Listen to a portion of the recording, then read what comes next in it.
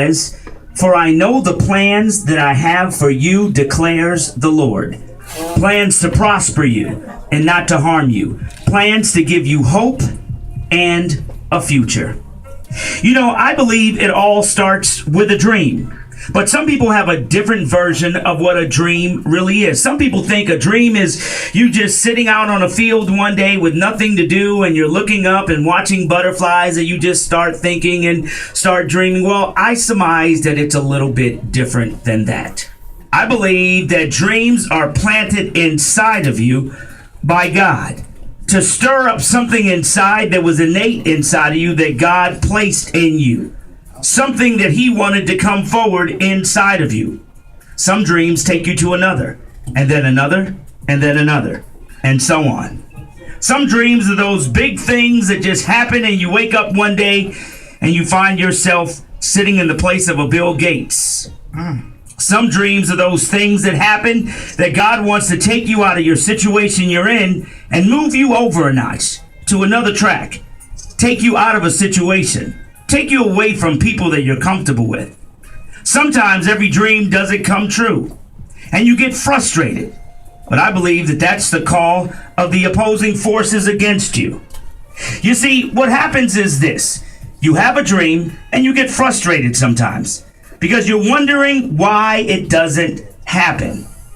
Sometimes you got to understand that God needs to put you in a particular place to make sure you can take hold of your dreams.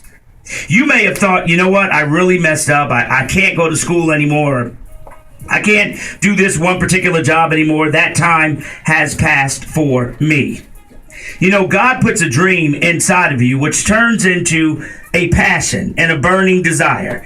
And if you don't act on the dream that God has for you, you will always sit in a place of frustration for the rest of your life. I wish I woulda, coulda. Man, if I only had tried. You know the old saying, nothing beats a failure but a try. You know, Pastor Craig Oliver said, what if we had no fear? What if fear was not a fraction in our life? What kind of things would you do if you were not afraid? Marinate on that for a second. If you took all fear out and all excuses away, what would you do? If you had a dream to do something incredible and you said, you know what, I just don't have the money, and somebody dropped the money in your lap, would you do it? If you said, you know what, I can't go back to school because it's already too late and I got kids, and all of a sudden a family member says, you know what, you go back to school, I'll take care of this for a while. Would you do it? See, the thing is, so many of us wake up talking about what we can't do instead of the things that we can do.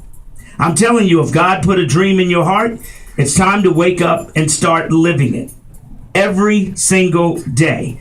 And just like the walk of faith, the walk of a dream has a walk.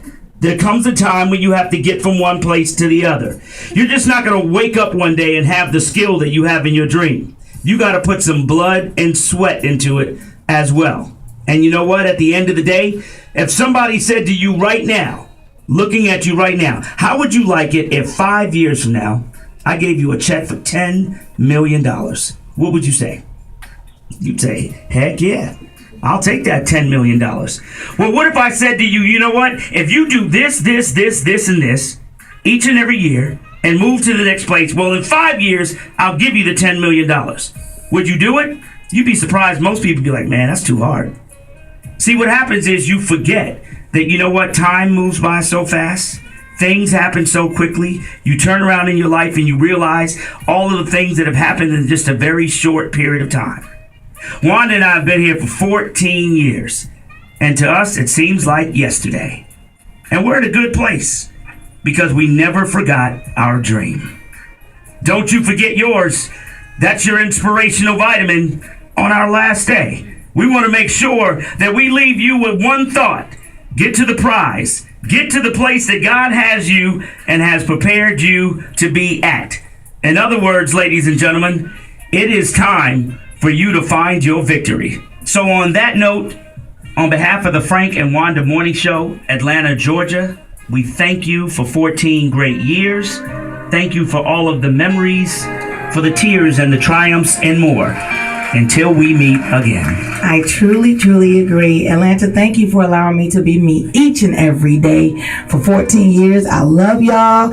You're going to see more of me. Pray for me is what I want you to do. I love y'all, and a big hug from me to you. Until we meet again, everybody. We love you. We love you.